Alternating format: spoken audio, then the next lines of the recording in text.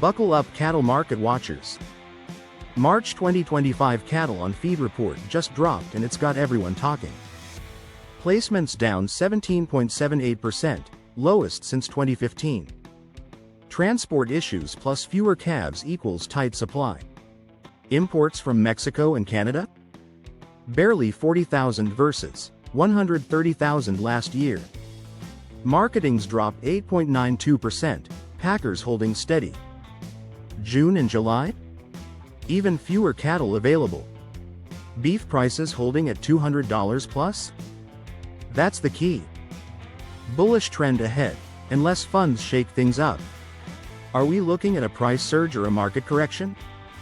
Drop your thoughts below.